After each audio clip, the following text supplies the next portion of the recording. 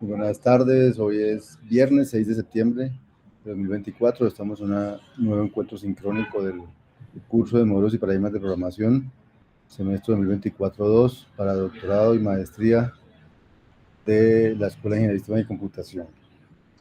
El tema de hoy,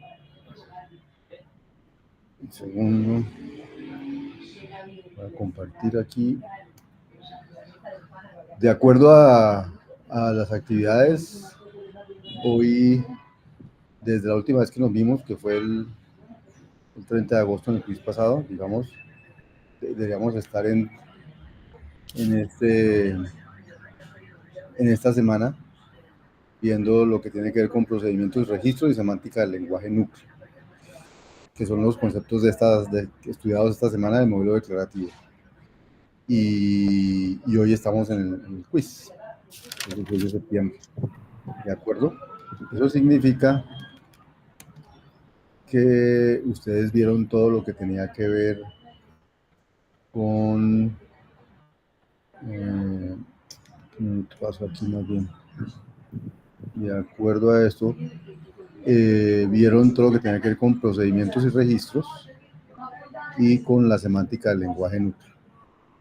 Y esos son los temas, digamos, que tienen que ver con el quiz de hoy, que en términos de transparencias son estas que estaban aquí de procedimientos y registros y el lenguaje núcleo.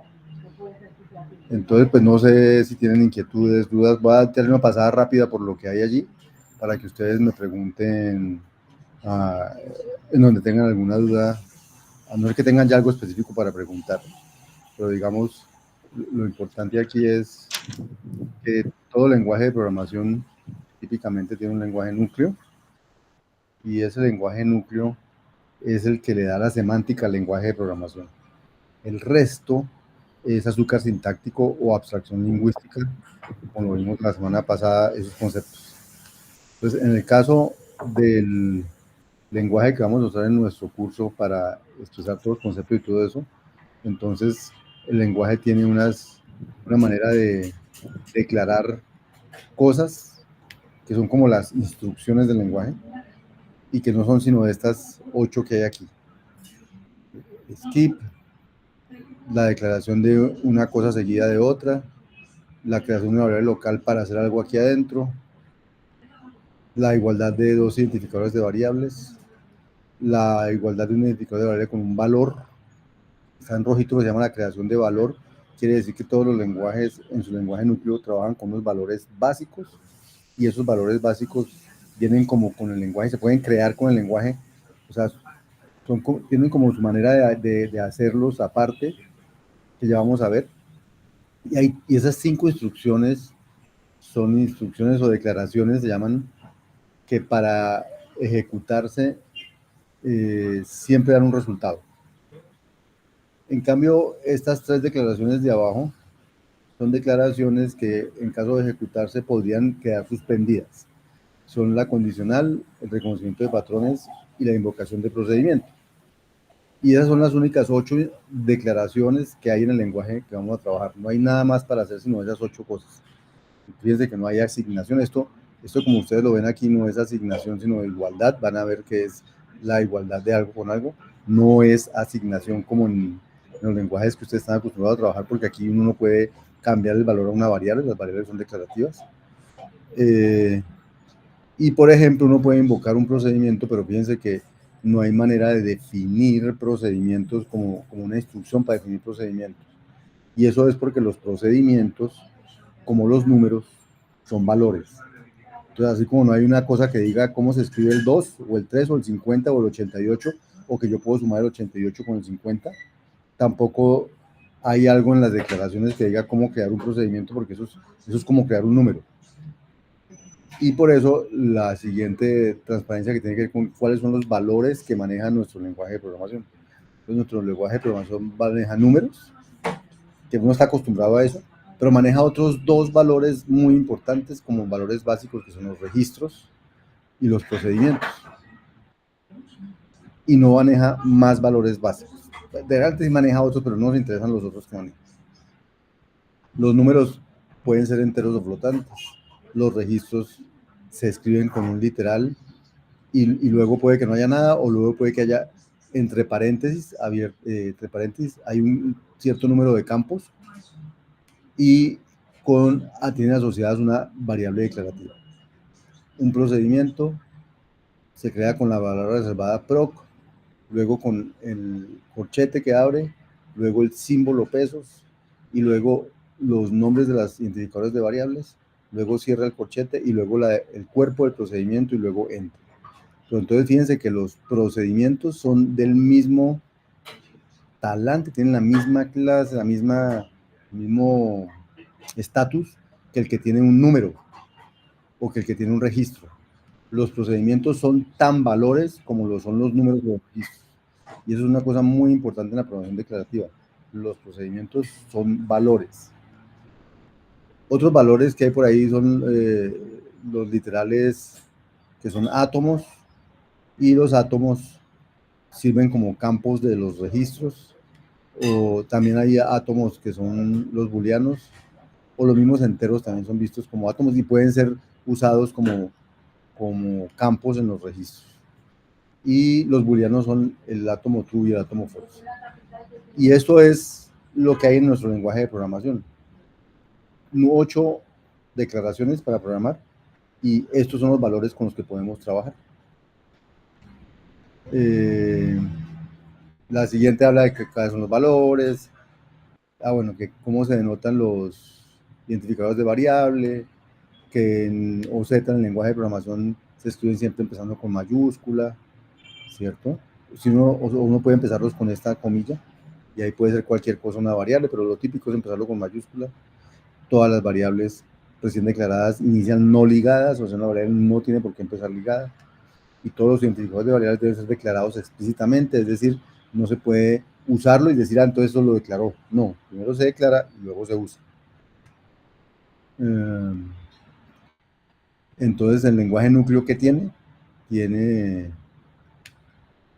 unos tipos de datos que son los conjuntos de valores, que ya los describimos, con unas operaciones que se pueden hacer entre ellos. El modelo es tipado, es decir, cada cosa que yo escribo tiene un tipo. Si uno intenta usar una operación con los valores de tipo raro, se detecta por el sistema y dice error de tipos, y uno puede definir sus propios tipos, que se llaman los tipos abstractos de datos, o como crear sus propios tipos. En la jerarquía, todo valor en OZ es un valor. Pueden ser números, los números son valores, los registros son valores, los procedimientos son valores. Y hay otras cosas que no nos interesan en este curso que también son valores. Los enteros son números y por tanto son valores, los flotantes son números y por tanto son valores. Y los caracteres son enteros, es decir que realmente los caracteres son del 0 al 127 y son números enteros. ¿Los registros qué son? Los registros son pues una etiqueta y unos campos, pero hay un tipo especial de registros que se llama las tuplas, en las que los campos son por defecto 1, 2, 3, 4. Dentro de las tuplas hay un tipo especial de tuplas que se llaman las listas, que es una tupla que tiene una etiqueta especial, ahorita las muestro, y que tiene dos argumentos, uno que es como los elementos de la lista y el otro es otra lista. Y dentro de las listas hay unas que son las cadenas de caracteres. O sea, toda cadena de caracteres realmente es una lista. Por lo tanto, también es una tupla. Y por lo tanto es un registro. O sea, realmente los valores en OZ o son números, o son registros, o son procedimientos. No hay ningún otro tipo de valor. Porque los literales son tuplas, porque los átomos son literales y por tanto son tuplas y son registros, porque el true y el false son booleanos y los booleanos son literales y los literales son tuplas y los tuplas son registros y los registros son valores. Luego los únicos 3 tipos de valores que hay en OZ con los que vamos a trabajar aquí son números, registros y procedimientos en el modelo declarativo. ¿Listo? ¿Qué más había por aquí? Que el tipo se calcula dinámicamente cuando la variable se liga y entonces se decide si quedó bien o no. Esta jerarquía está ordenada por inclusión de conjuntos, quiere decir que todo lo que los caracteres son enteros, los enteros son números, los números son valores, lo que significa la inclusión. Ya lo que dije, las tuplas y las listas. Y entonces ahí viene la sintaxis para construir valores, pero entonces lo de siempre, ¿cierto? Los números se escriben se escriben como se escriben los números, 314, 0, menos 1, el menos es con la virgulilla, o se escriben en notación flotante, en notación decimal o en notación flotante. Los átomos son cualquier cosa que yo escriba que empiece por minúscula, es un átomo. Es una secuencia de caracteres iniciando con una minúscula, eso es un átomo. Ese es un tipo de datos, es un valor extraño, o sea, no es estándar más bien en los lenguajes de programación, los átomos. O sea, los átomos aquí son secuencias de caracteres que empiezan por minúscula. O secuencias de caracteres que están encerrados entre estas comillas. También eso es un átomo. Y true y false. True es una secuencia de caracteres que empieza por minúscula. False también. Luego son átomos también. Lo que pasa es que son átomos especiales, distinguidos, porque son con los que uno trabaja los valores booleanos. Pero finalmente es un átomo. Y los registros y las tuplas son de esta manera. Entonces los registros son una etiqueta, como persona. Los campos, siempre los campos tratamos de ponerlos con átomos. Entonces aquí es el átomo edad, aquí es el átomo nombre. Y los registros tienen los campos asociados con un identificador de variable. Siempre, con una variable declarativa, mejor dicho. ¿Sí?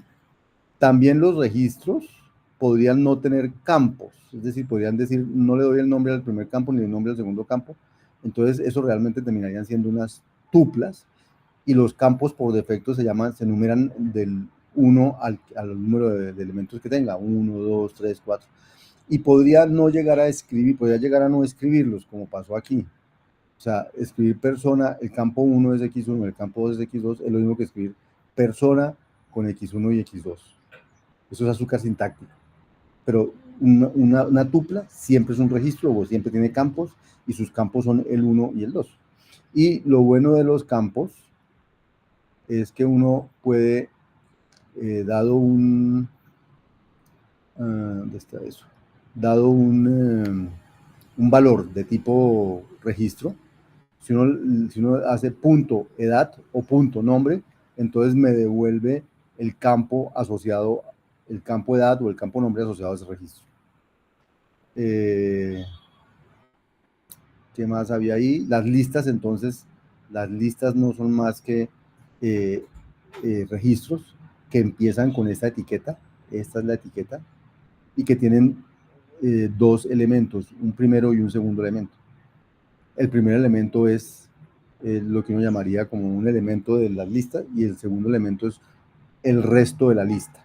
Entonces, por ejemplo, la lista que comienza por esta lista, que es la lista 1, 2, 3, realmente se escribe la lista que comienza por 1 bueno, ¿cómo se llama? Esta etiqueta se permite escribir en infijo, pero es azúcar sintáctico también. Entonces uno escribe, y a esa etiqueta se le pronuncia típicamente como cons. Ese es el constructor de listas, se le dice cons. Entonces aquí uno dice 1 cons el resto, y ese es el resto de la lista. Y el resto de la lista que empieza por 2 cons, este es el resto de la lista. Y el resto de la lista que empieza por 3 cons, nil, y nil es la lista vacía. Entonces las listas o son nil o es cons de ht, donde h es un elemento, lo que quieran, y t tiene que ser una lista. La única forma de que una tupla de esta sea una lista es que termine en nil. Todas las listas terminan en nil, si no, no son listas. Porque las listas, la más sencilla es nil, y cualquier otra es cons h con otra. Y algún día la otra tiene que ser la más sencilla, que es nil. Y esas siempre se dan de este pinta. Entonces esto y esto significan exactamente lo mismo, en que hay muchas maneras de escribir no se da mucho azúcar sintáctico para escribir las listas. Pero las listas al final no son más que un registro, una tupla que tiene una etiqueta y dos elementos. Pero las tuplas no son más que registros, ¿cierto? Luego al final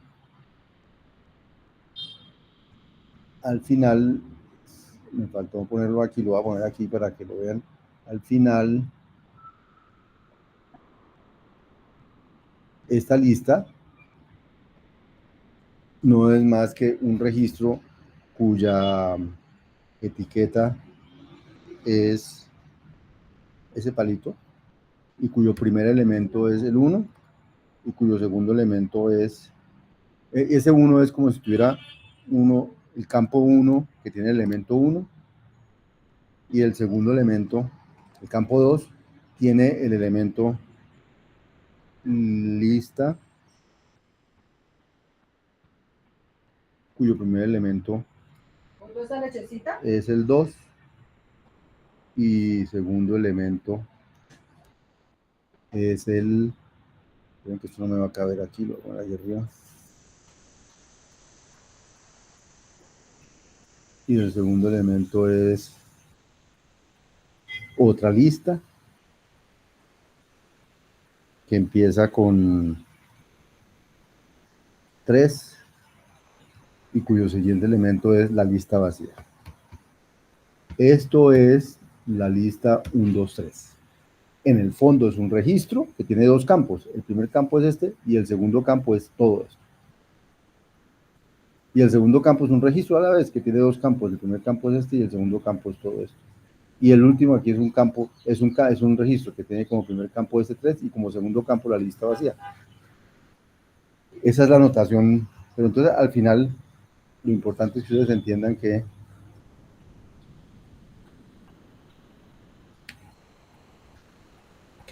todo lo que no es un número termina, los datos que no son los números son los registros. Estos son los registros son los datos con los que vamos a poder entrar datos a nuestros programas. Y el tercero dato son los procedimientos. Entonces, ¿qué es un procedimiento? Un procedimiento es un valor que tiene unos argumentos formales y tiene un cuerpo. Y ese cuerpo, típicamente, su cuerpo depende de esos argumentos formales. Está escrito en función de los argumentos formales. Entonces, cuando ustedes ya han visto programas en OZ, ¿cierto? Que les dicen el procedimiento se llama de tal manera y tiene tales argumentos y hace tal cosa, realmente lo que está escribiendo es que en la variable declarativa se llama igual que esto, estoy guardando un valor que es este, porque así es que se escriben los valores. Y este peso significa es que el procedimiento no tiene nombre, porque los procedimientos son valores sin nombre. Cuando yo los asocio a una variable declarativa, en ese momento tienen nombre, pero el nombre es el nombre de la variable donde él está guardado, y a partir de allí lo puedo usar. Esta definición de valores no es estándar en los lenguajes de programación. Entonces quiero saber si es clara para ustedes dos. Sí, señor. María Sí, Camila. profe. Bueno. Todas las valores tienen maneras de operarse. Entonces, los operadores que aparecen típicamente son para los números, para los valores de igualdad, de desigualdad, de saber si una cosa es menor que otra, a saber si un elemento es un procedimiento o no, o sea, si es un valor de tipo procedimiento. O sea, estos son para los números o átomos que se pueden comparar. Los números se pueden sumar, restar, multiplicar, dividir. A los registros se les puede preguntar cuántos campos tiene, esa es su aridad. Dice, tengo 3 campos que se llaman edad, nombre y no sé, y salario. A los registros les puedo preguntar cuál es su etiqueta, entonces es persona, en el caso del ejemplo que veamos allí, la etiqueta de un registro. O los registros también puedo escoger un campo del registro y eso se hace cogiendo punto el nombre del campo y entonces me da el valor que tiene el registro en ese campo.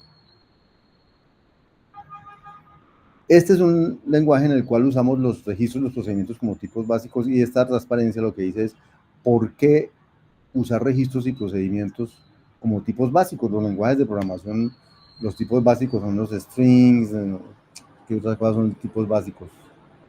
A veces las listas,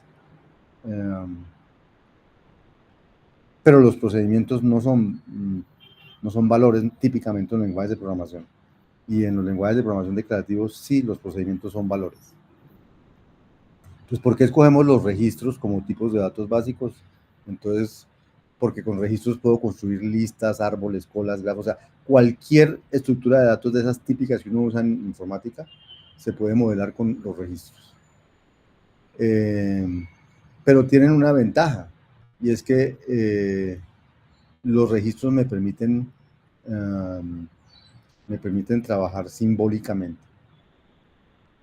O sea, como los registros han hecho con átomos, los átomos son como símbolos. Y eso es una ventaja sobre cualquier lenguaje de programación, que no, los símbolos confunden las cadenas de caracteres con los símbolos. Aquí los símbolos tienen su lugar aparte, son los átomos. Y eso hace que uno pueda hacer programación orientada a objetos, diseño de interfaces de usuario, programación basada en componentes de forma muy sencilla. Esa es la razón por la cual se escoge los registros como tipo de dato básico. Y los procedimientos, porque uno podría decir, no podemos usar objetos en lugar de funciones como procedimientos. Objetos o funciones, bueno, digamos, podemos usar objetos. Entonces resulta que vamos a ver que los procedimientos son más simples que los objetos. Porque un procedimiento dice, me entra esto y hago esto. Un objeto es ustedes conocen los lenguajes orientados a objetos, ¿cierto? Entonces un objeto típicamente tiene unos atributos, tiene unos métodos, viene de una clase. Los procedimientos no vienen de nada, los procedimientos son simplemente, tienen unos entradas, argumentos de entrada y hacen algo con esos argumentos de entrada. Eso es un procedimiento. Un procedimiento es más adecuado que una función, vamos a ver, porque se pueden definir cosas que se comportan como funciones matemáticas, pero también se pueden definir entidades que no se comportan como funciones matemáticas. O sea, es más, pues una abstracción más expresiva que la de función. Una función recibe algo y devuelve algo. Un procedimiento no tiene por qué devolver algo, solamente lo recibe. A veces devuelve y a veces no devuelve. Cuando devuelve se comporta como una función, cuando no devuelve es un procedimiento. Vamos a ver que podemos definir componentes y objetos como abstracciones basadas en procedimientos, por lo tanto es un concepto más básico que el concepto de objeto y que el concepto de componente. Los procedimientos son flexibles en cuanto a que el número de entradas puede ser desde 0 hasta las que quiera, no tiene por qué tener salidas, puede tener desde 0 hasta varias salidas, y los procedimientos son procesos, por lo tanto son adecuados para la programación concurrente, es decir, con estos dos valores, los registros y los procedimientos, es que podemos, digamos, fundamentar los cálculos de nuestro lenguaje de programación y vamos a poder fundamentar tanto lo declarativo como la concurrencia. Después van a aparecer otro tipo de elementos como las celdas o como los puertos para enriquecer el lenguaje de programación, pero lo fundamental va a estar basado en estas cosas que son declarativas. Eso es lo que hay en esta primera transparencia. Y en las segundas transparencias, de las que de unos videos que hay que mirar para hoy, tienen que ver con qué es, cuál es la semántica del lenguaje núcleo. Dijimos en la clase pasada que los lenguajes podían tener diferentes tipos de semánticas. Puede tener una semántica declarativa, una semántica lógica, una semántica axiomática, lógica, una semántica denotacional o una semántica operativa. Nos decidimos porque íbamos a usar una semántica operativa. ¿Qué es una semántica operativa? Es una semántica que se define en función de la máquina en la que va a operar el lenguaje de programación. Entonces, en este caso, como ya tenemos un lenguaje núcleo, vimos un poco de función, un poco de declaraciones, pero hay que decir qué es lo que le hace a la máquina, qué es lo que hace la máquina cuando se ejecuta cada una de esas declaraciones. Entonces, para poder hablar de la semántica del lenguaje núcleo, no solo necesito el lenguaje núcleo, necesito otros conceptos. Necesito el concepto de alcance léxico, el concepto de alcance dinámico, que fueron los que pasaron por aquí. Necesito el concepto de máquina abstracta, que es la máquina sobre la cual se va a ejecutar el lenguaje de programación. Y una vez yo tenga esos conceptos, puedo hablar de la semántica de mis declaraciones. Entonces va a haber la semántica de las declaraciones skip, secuenciación local y ligaduras, que son declaraciones que no se suspenden, y luego va a estar la semántica de las declaraciones que sí se suspenden, que son el condicional, el reconocimiento de patrones y la invocación. Entonces, en lo que nos pasamos aquí fue distinguiendo el alcance de las variables, los identificadores de variables del lenguaje de programación, que se llama el alcance léxico, porque a veces nosotros los programadores utilizamos a veces la misma variable, el mismo nombre, el mismo identificador de variable para nombrar dos cosas diferentes, y entonces uno dice que en este contexto, cuando hable de X está hablando de esta, pero cuando aquí me hablan de X me están hablando de esta, no de esta que definieron localmente aquí. Y eso es lo que da el alcance léxico Eso es lo que tiene que ver con el concepto de alcance léxico. Solo un identificador es X, un identificador de variable, pero referencia a varias variables declarativas, porque aquí hay una variable declarativa que tiene valor 1, y aquí hay una que tiene valor 2, las dos tienen el mismo identificador de variable que se llama X. Solo que ese identificador de variable no lo vamos a confundir, porque tenemos alcance léxico y tenemos unas cosas que se llaman los ambientes. Y en los ambientes vamos a saber a qué variable declarativa hace referencia un identificador de variable. También se habla de que hay variables libres y variables ligadas. En este cuerpo, if x mayor o igual que y, de z igual a x, z igual a y, las variables del procedimiento son x, y y z. Entonces, por tanto, cuando hablo de x, hablo de este de aquí. Cuando hablo de y, hablo de este de aquí. Y cuando hablo de z, hablo de este de aquí. Luego, en ese caso, decimos que las variables están ligadas. Cuando uno le dicen invoque a max 3, 5c, lo que está diciendo es que x es 3, y es 5 y z es c. Z es c. Ahora, cuando yo tengo esta instrucción, esta declaración, tal como está, no puede ser ejecutada, porque yo no sé quién es X, quién es Y, ni quién es Z. Entonces, uno en un programa solo se puede ejecutar si todas las variables del programa están ligadas. Por eso, cuando usted se le olvidó declarar una variable, todos los lenguajes de programación dicen, tal variable no fue declarada, porque un programa siempre debe tener todas las variables declaradas. Si no están declaradas, entonces no se puede ejecutar. Básicamente lo que dice aquí. ¿Cuándo sé que hay variables que no están declaradas? Cuando hay variables que las determino como libres en el texto que me dieron, en el programa que me dieron. En este contexto, en este programa, por ejemplo,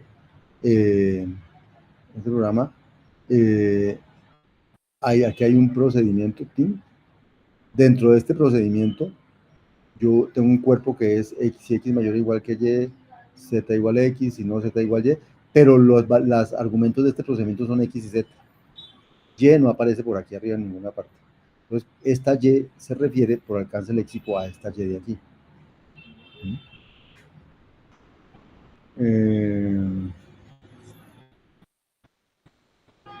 Pero el hecho de que aquí haya puesto esa y, aquí hablo, o sea, este procedimiento cuando él lo compila, dice el cuerpo es, si x es mayor o igual que y, da z igual a x, no z igual a y.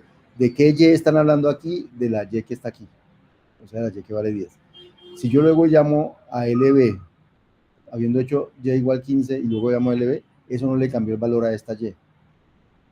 De hecho, esa y no la estamos utilizando aquí, luego no se va a usar para nada. Eso es lo que significa de alcance léxico y todo tipo de cosas. Segundo concepto importante, la máquina.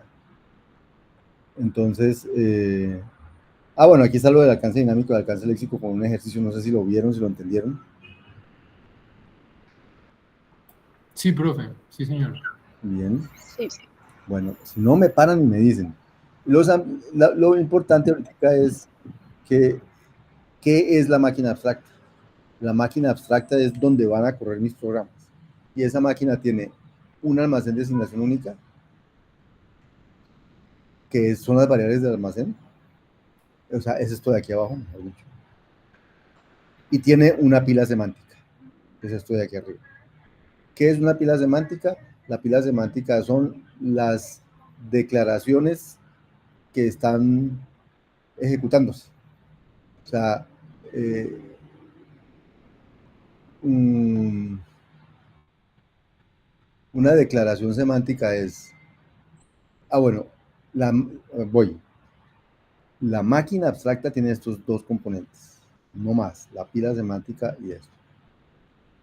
Pero el lenguaje de programación, para poder acceder a la memoria, a la máquina, a la almacén de asignación única, necesita unos identificadores de variable que son los que ligan las variables, son los que ligan las identificadores de variables con las variables declarativas. Entonces, y a esas cosas se llaman ambientes. El ambiente no hace parte de la máquina abstracta. La máquina abstracta son estos dos componentes. Pero cuando yo voy a correr un programa, pues el programa, el programa termina corriendo aquí en esta pila semántica.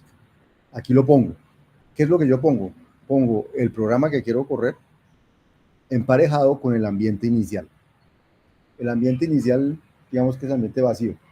Y el programa va creando variables, va no sé qué, y va cambiando los ambientes. Y eso es lo que va aquí, la pila de instrucciones que falta por ejecutar. Y aquí está cómo está la memoria en este momento. Y esa es la máquina abstracta. La máquina abstracta no tiene nada más. Los ambientes son unas maneras de computar, pero no hacen parte de la máquina abstracta, no hacen parte del proceso de cálculo. Entonces, cuando empieza a ejecutarse una máquina, empieza con la declaración, el programa, sin nada, sin ningún ambiente, y esta es la memoria está vacía. Y luego entonces se toma el primer elemento de acá y se procede con su ejecución. Y su ejecución va cambiando el estado de la pila. La pila puede estar ejecutable si la primera instrucción que hay se puede ejecutar, terminada si está vacía, o suspendida si el que está de primero no se puede ejecutar.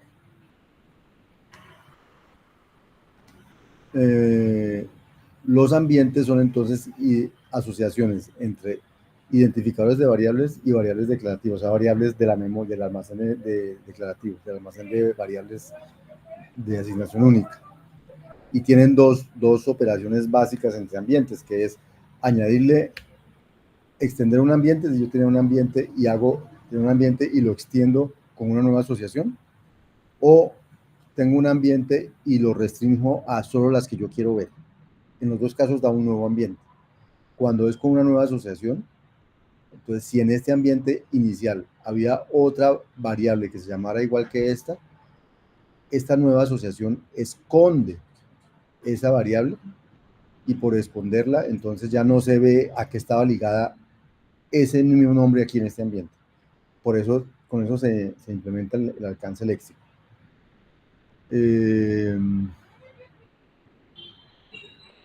Y luego de esas cosas le dicen, bueno, entonces ahora sí voy a decir la semántica del lenguaje de programación. Entonces la semántica del lenguaje de programación. Mi lenguaje de programación tiene una declaración que se llama skip. Bueno, entonces le voy a decir qué pasa cuando se ejecuta skip en un ambiente en la máquina. Entonces usted le dicen, ejecute la instrucción skip. Este que hay aquí abajo es el resto de cosas que faltan por ejecutar. Y esta es la memoria, el almacén. O sea, las dos cosas que hay cuando uno ejecuta son la pila semántica y la memoria. Dice, si yo siempre ejecuto la instrucción que está de primerita. Entonces, si la primerita es un skip, entonces el resultado es que lo que quedó por ejecutar es esa ejecución se ejecutó, o sea, ya no está, y a la memoria no le pasó nada, y a la pila semántica, ¿qué le pasó? Que se desapareció esa instrucción. O sea, que skip es la instrucción que no hace nada. Tal cual, no hace nada. Uno se puede preguntar, ahorita les voy a preguntar al final, ¿por qué creen que skip existe? Pero ahorita les voy a preguntar, todavía no. La segunda instrucción que había era la secuenciación. Haga esto y luego haga esto. Eso es la secuenciación. Hacer lo uno y luego hacer lo dos. Entonces, ¿qué significa ejecutar esta declaración? Significa partir esta instrucción en dos. En ejecutar la instrucción 1 y luego ejecutar la instrucción 2. Entonces, lo que significa es que si la pila decía, tengo una instrucción secuencial para ejecutar, entonces en la pila se desaparece esa instrucción y aparecen ahora, ejecute la instrucción 1 y luego ejecute la instrucción 2 y luego ejecute lo que faltaba. A la memoria no le pasó nada. A lo único que le pasó algo con ejecutar esa instrucción es a la pila semántica. A la memoria no le pasó nada. Si le dicen, no, cree una variable local y ejecute D, entonces, ¿eso en qué consiste? Eso consiste en... Sí, eso consiste en crear una variable nueva que no existiera en el almacén extender el ambiente en el que yo estaba evaluando con esa variable y ejecutar lo que hay adentro en el nuevo ambiente. Gráficamente, eso lo que significa es esto. Si yo tengo esta instrucción como la primerita en la pila semántica y la tengo que ejecutar en este ambiente que dibujé aquí, entonces ejecutar esa instrucción significa, fíjense, la memoria no importa qué tenía, la nueva memoria tiene la misma memoria vieja más una nueva variable declarativa sin ligar, porque esto creaba una nueva variable con nombre X. Entonces en el ambiente está el ambiente que había extendido con el nuevo nombre X ligado con la variable que acabamos de crear en la variable. Entonces esta pila semántica es la nueva pila semántica después de haber ejecutado esa instrucción. O sea, ahora hay que ejecutarlo de adentro, pero en un ambiente que no era el ambiente original, sino el ambiente extendido con una nueva variable local. ¿Qué hace eso? Que si aquí adentro, dentro de este ambiente había una variable que se llamaba X, pues aquí ya fue escondida y la que importa ahorita es esta que hay aquí, la que es visible, eso es el alcance léxico. Eso es ejecutar un local. Y luego le dicen que es ejecutar un x1 igual a x2. Entonces, ejecutar un identificador de variable 1 igual a un identificador de variable 2 en un ambiente significa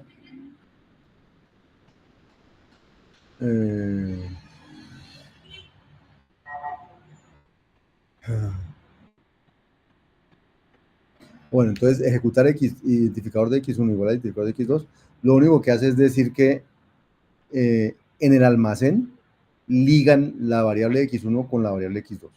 Nosotros la semana pasada ya vimos qué operaciones hay en el almacén. En el almacén había una operación de ligadura de variables o de ponerle un valor a una variable. Entonces, cuando es de identificadores de variable 1 igual a identificador de variable 2, lo que se hace es una ligadura de variables en el almacén. Se dice, estas dos variables son las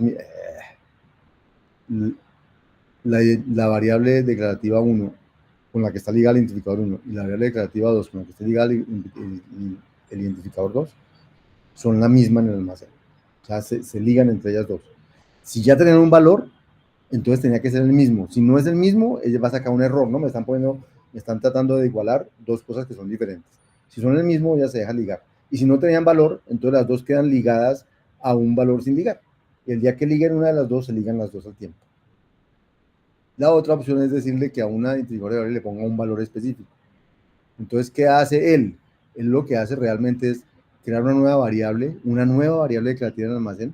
En esa variable declarativa construye este valor y luego dice, hagamos como la asociación entre el identificador que querían, que era este, y un nuevo identificador de mentiras que yo creé en el almacén, y ligan estas dos cosas. Si esas dos cosas se pueden ligar, se liga, y si no se pueden ligar, saca un error. Y eso es ponerle valores a las variables. Ahora, cuando aquí dice un valor, esos valores pueden ser números 0, 1, cosas de esas, pero pueden ser registros y pueden ser procedimientos también. Yo también puedo ligar variables a procedimientos. Y todo lo que sigue aquí es contándoles por qué los procedimientos son valores, cómo funcionan los procedimientos, cómo se evalúan los procedimientos, qué pasa cuando uno invoca un procedimiento, y entonces ahí viene lo que es libre, lo que es ligado, y cómo esas ejecuciones tienen lugar, y muestran cómo se crean, cuando crea un procedimiento, uno crea una parejita que tiene por un lado los argumentos formales del procedimiento y el cuerpo, y por otro lado tiene a quién están ligados las variables libres que aparecen en el procedimiento. O sea, muy bien puede pasar que alguien cree un procedimiento, es que no sé dónde es que va a estar eso, en alguna parte, creo que después va a estar.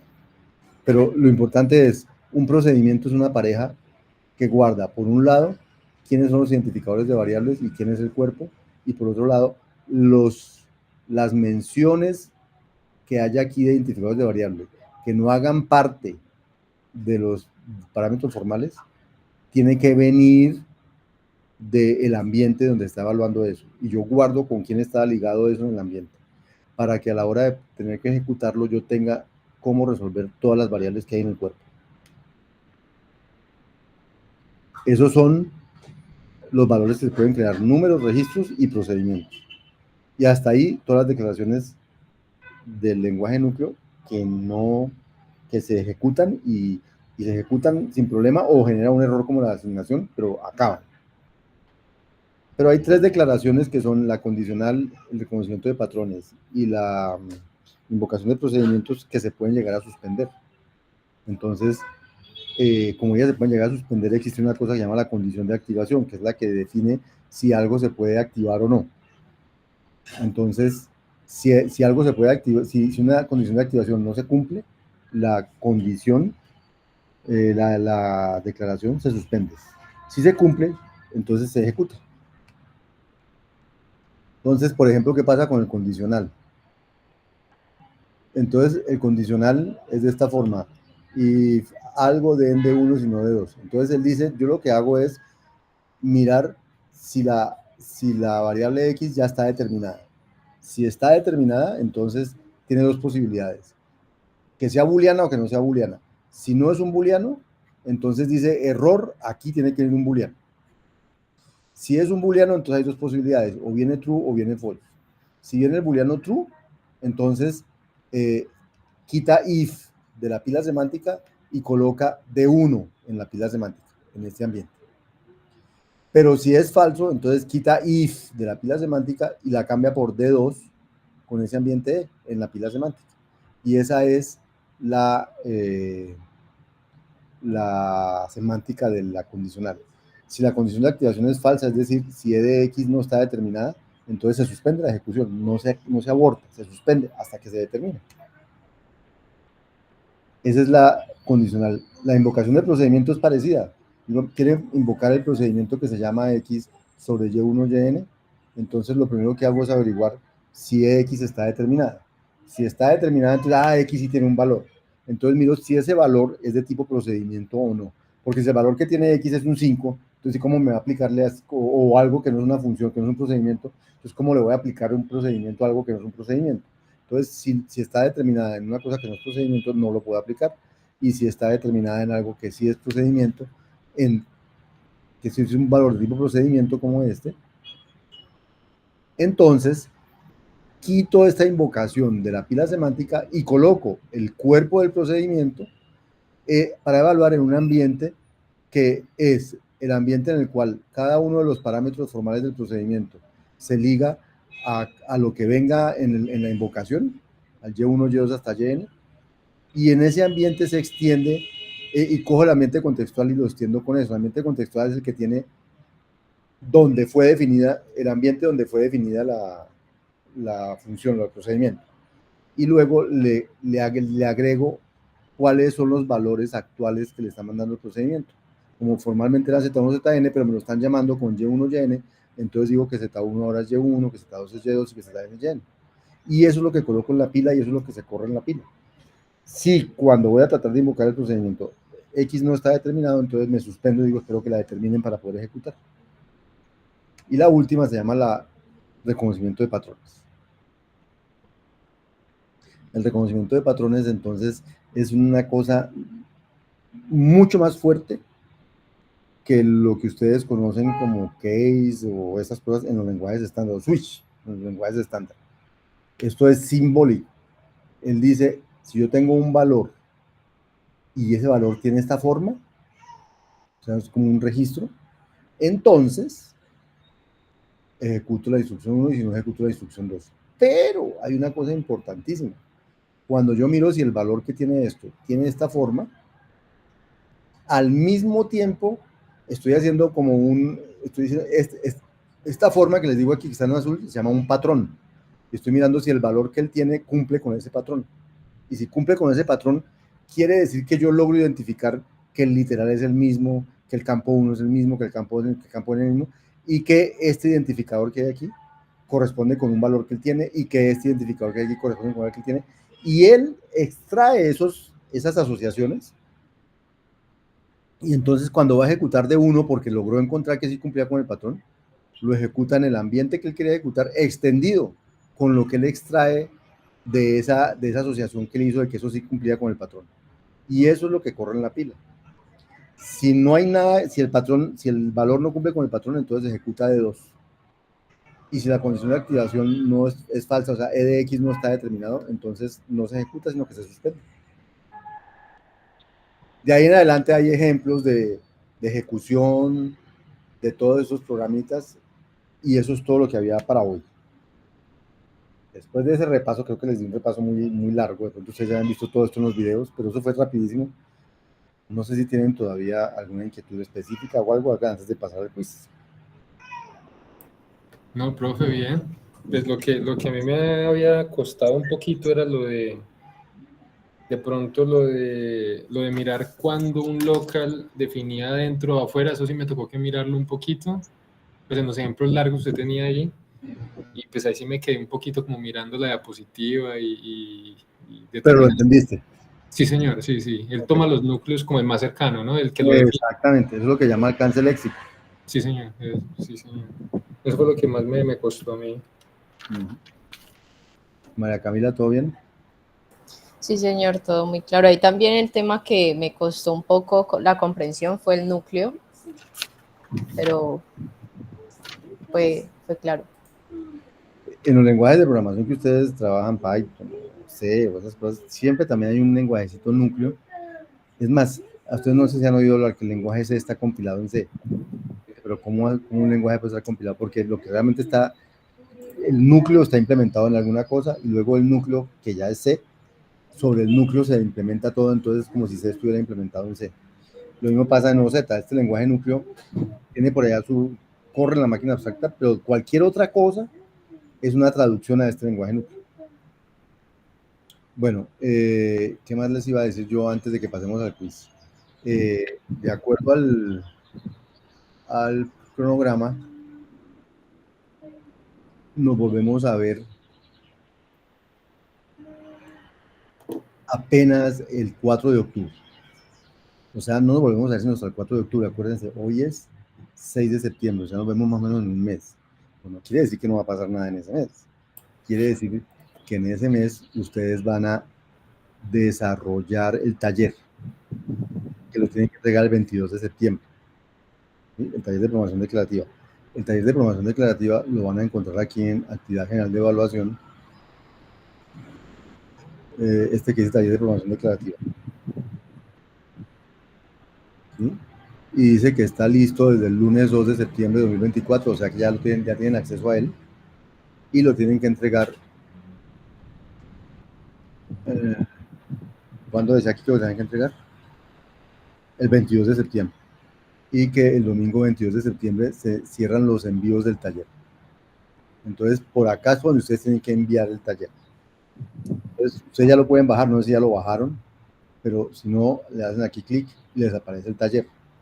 Y el taller son un conjunto de ejercicios para desarrollar en OZ y para hacer explicaciones en un archivo aparte, que es un PDF.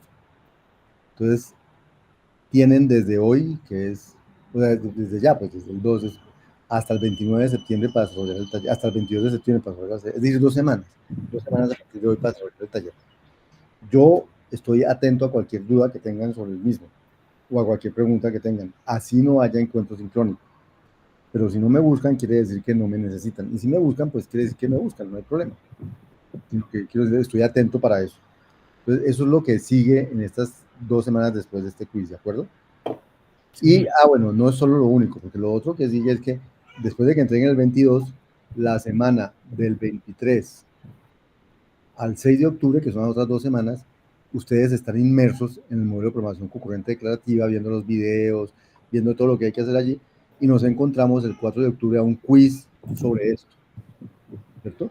Ese encuentro sí es sincrónico, primero empezamos con todas las dudas que tengan y luego sí hacemos el quiz. Entonces, hasta el 22 seguimos en el modelo declarativo, y de ahí en adelante todos los módulos son de 2 semanas, que empiezan una semana, terminan 2 semanas después. El viernes anterior a que terminen nos encontramos para resolver dudas y hacer el quiz, y el domingo siguiente entregan el taller. O sea que ustedes, les recomiendo siempre leer los talleres y empezar a ver lo que tienen que hacer desde el primer día del quiz, del módulo, no solamente cuando estén cerca del taller, ¿de acuerdo? Para que les alcance el tiempo. El primer taller es más largo que todos, el segundo es menos largo que el primero, y del tercero en adelante los talleres son realmente menos largos, porque ya los talleres en que hay más conceptos son el primero, un poquito el segundo, y ya de ahí en adelante ya no hay más conceptos, no hay muchos más, poquitos conceptos nuevos. ¿Listo? Sí, señor. Listo, profe. Yo quedo atento a cualquier duda que tengan sobre el taller. Eso. Bueno, les iba a decir otra cosa más que son cosas que tengo que acordar. Entonces, lo que hay, entonces mi recomendación para hacer los talleres es, véanse primero todos estos videos que dicen cómo resolver, sobre todo estos, cómo hacer computaciones iterativas, cómo hacer computaciones recursivas, cómo se construyen iteraciones y cómo se programa con listas. Ahí están absolutamente listos para empezar a hacer los ejercicios que hay ahí. Esos también los tienen que ver, obviamente, pero realmente los más importantes son estos, porque en estos también les cuento, cuando uno hace una iteración, tiene que pensar en estados, tiene que pensar en invariantes, tiene que pensar en cosas, y esas cosas las van a tener que plasmar en los informes en PDF. Entonces, por favor, para que vean las rúbricas que están asociadas a estos talleres, y cuando vean una rúbrica, miren que por aquí dice, por ejemplo, define los estados, el estado inicial, el estado final, el invariante, muestra que el invariante y el estado final implican no sé qué. Cuando dice eso es porque yo espero ver eso del informe y de su código. Solo código a veces no me alcanza para poder ver esas cosas. ¿Hay que comentarlo o explicarlo abajo, profe? Hay que explicarlo en un PDF aparte. Ah, ya. O sea, hay que explicar lo que se necesita para poder calificar la rúbrica. Es importante que aparezca en los informes. Listo. ¿Sí? ¿De acuerdo? Esa es la aclaración que quiero hacerles. ¿Listo? Entonces, si estamos listos, nos vamos para el quiz. Voy a dejar de grabar.